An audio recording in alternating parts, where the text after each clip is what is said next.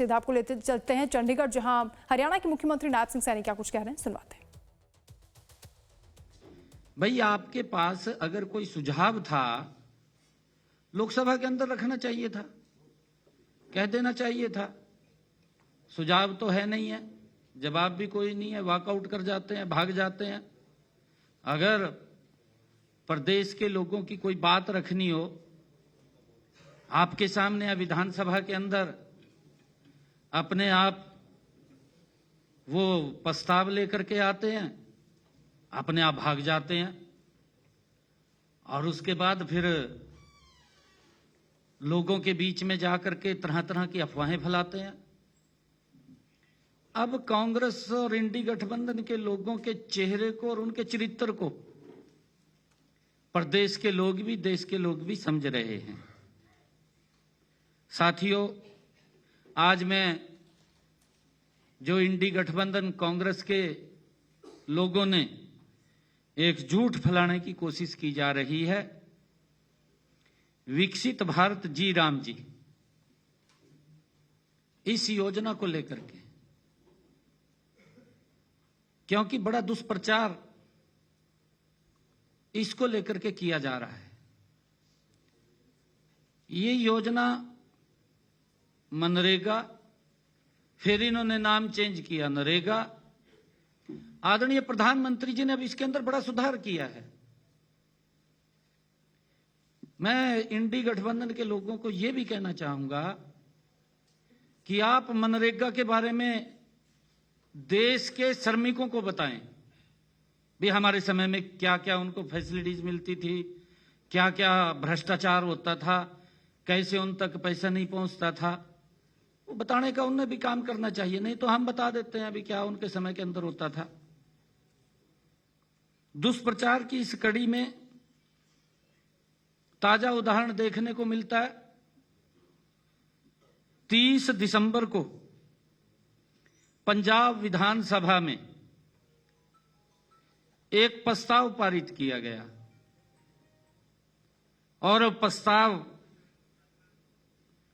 जिसमें जो उन्होंने रखा है, ना तो कोई आंकड़ा दिया, कोई आंकड़ा भी नहीं है उसके अंदर, और न ही कोई तथ्य था।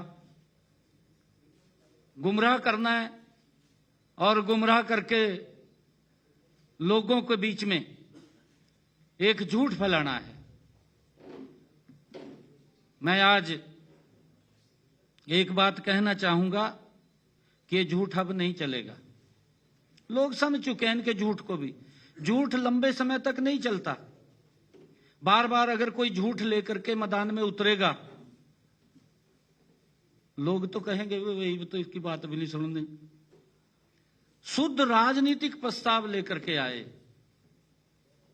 पंजाब विधानसभा के अंदर। साथियों, यह विषय देश के करोड़ों ग्रामीण श्रमिकों, किसानों और मेहनत कश परिवारों के साथ ये जुड़ा हुआ है, जिसके अंदर इंडी गठबंधन के लोग झूठ फैलाने की कोशिश कर रहे हैं। साथियों, हम सब ये जानते हैं, देश के यशस्वी प्रधानमंत्री आदरणीय नरेंद्र मोदी जी ने श्रमिकों के कल्याण और गांव के विकास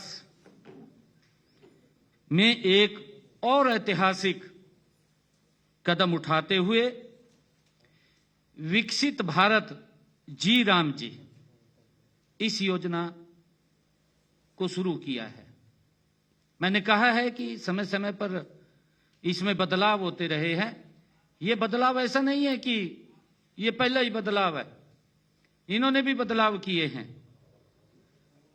परंतु इस योजना ने पुरानी पड़ चुकी मनरेगा का, उसी का स्थान इस योजना ने लिया है। साथियों, मनरेगा योजना, मैं बताना चाहूंगा कि लगभग 20 वर्ष पहले इसको शुरू किया गया था। 20 साल पहले मनरेगा और ऐसी ही कई योजनाओं की प्रकृति ही ऐसी थी कि इन्हें तैयार किया जाता है, पारित किया जाता है और लागू किया जाता है और इसमें सुधार भी किया जाता है। इसकी ऐसी प्रकृति है। किसी योजना में रह गई अथवा समय की मांग, कोई उसमें सुधार करना है या समय की मांग के अनुसार उन कमियों को सुधारना है, क्योंकि ज्यों-ज्यों समय बदलता है, समय के अनुसार ही हर चीज बदलती है और उसमें सुधारना ये नीति निर्माण का एक हिस्सा भी है। और मनरेगा भी इसी मामले में अलग नहीं है। साथियों, मनरेगा के अंतर्गत कई समस्याएं सामने आई।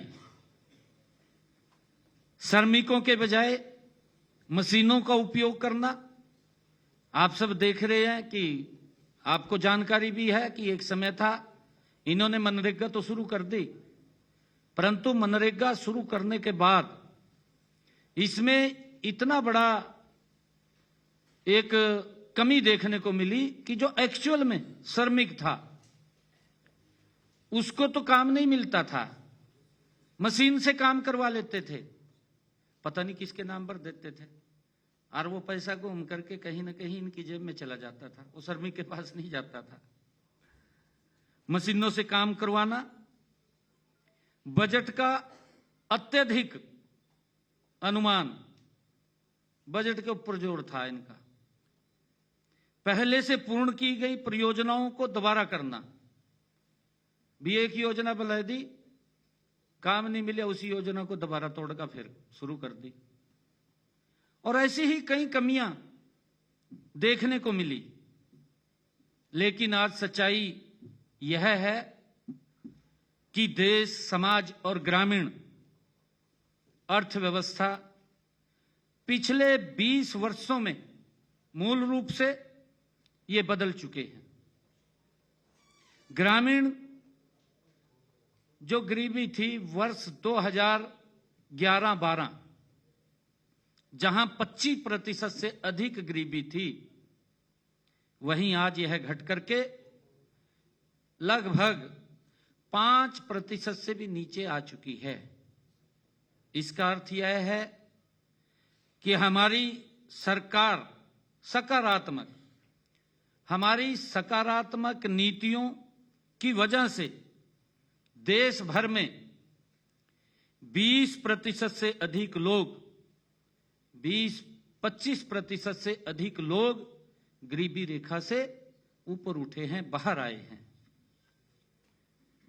साथियों, पिछले एक दशक में देश के यशस्वी प्रधानमंत्री आदरणीय नरेंद्र मोदी जी के नेतृत्व में डिजिटल कनेक्टिविटी, बैंकिंग सेवाओं और डीबीटी आधार और बुनियादी ढांचे में अभूतपूर्व विस्तार किया गया है। इसके कारण से लोगों को सीधा लाभ इसका मिला है। ऐसे में एक पुराने खामियों से भरे ढांचे को बिना सुधार के ढोते रहना न तो श्रमिकों के हित में था और न ही ये राष्ट्र के हित में था। साथियों, हम सब देखते हैं कि वर्ष 2013 की सीएजी की रिपोर्ट आई 2013 में। आप भी उसको बिल्कुल, क्योंकि उस वक्त यूपीए सरकार थी, शायद यूपीए के गठबंधन के लोग थे, फिर उसका चेहरा बदल दिया, उसका इंडी गठबंधन कर दिया समय समय के ऊपर, क्योंकि व्यक्ति तो वही रहते हैं, नाम बदल देते हैं, चेहरे वही हैं परंतु नाम बदले जाते हैं। 2013 सीएजी की रिपोर्ट ने स्पष्ट होता है कि यूपीए की शासन के दौरान योजनाओं में फर्जी लाभार्थियों की भरमार थी।